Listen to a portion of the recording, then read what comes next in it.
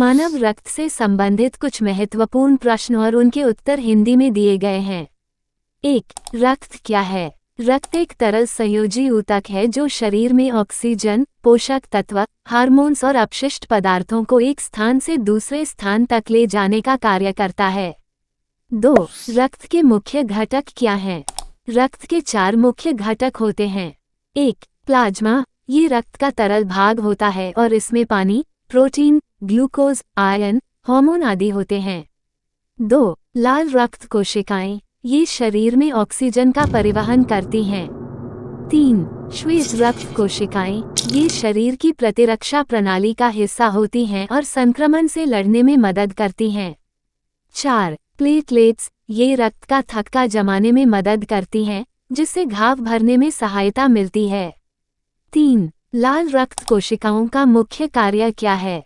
लाल रक्त कोशिकाओं का मुख्य कार्य शरीर के विभिन्न भागों तक ऑक्सीजन पहुंचाना और कार्बन डाइऑक्साइड को फेफड़ों तक वापस लाना है। 4. रक्त का रंग लाल क्यों होता है? रक्त का लाल रंग हीमोग्लोबिन के कारण होता है, जो एक लौह युक्त प्रोटीन है।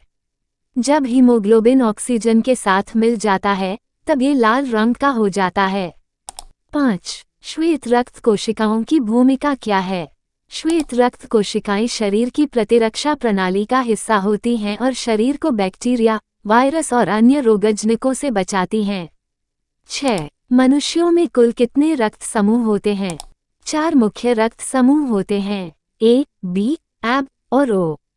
इन समूहों को और भी 2 प्रकारों में बांटा जाता है, जैसे रक्त जोड़ पॉजिटिव और रक्त नेगेटिव। 7. रक्तदान के लिए न्यूनतम आयु क्या होनी चाहिए? भारत में रक्तदान के लिए न्यूनतम आयु 18 वर्ष है और दाता का वजन कम से कम 50 किलोग्राम होना चाहिए।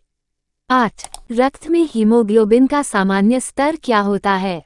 पुरुषों के लिए हीमोग्लोबिन का सामान्य स्तर 13.5-17.5 ग्राम डेसीलीटर और महिलाओं के लिए 12-15.5 ग्राम डेसीलीटर होता है। 9. रक्तचाप क्या है? रक्तचाप वो दबाव है जो रक्त वाहिकाओं की दीवारों पर रक्त के प्रवाह के दौरान पड़ता है। इसका मापन सिस्टोलिक ऊपरी मान और डायस्टोलिक निचला मान के रूप में किया जाता है, जैसे 128 मिलीमीटर ऑफ मर्क्यूरी। 10. रक्त का थक्का जमना क्यों महत्वपूर्ण है? जब शरीर में कहीं चोट लगती है, तो रक्त का थक्का जमना महत्वपूर्ण होता है ताकि अधिक रक्तस्राव न हो। ये कार्य प्लेटलेट्स और क्लॉटिंग फैक्टर्स द्वारा किया जाता है। 11. क्या रक्त का निर्माण होता है?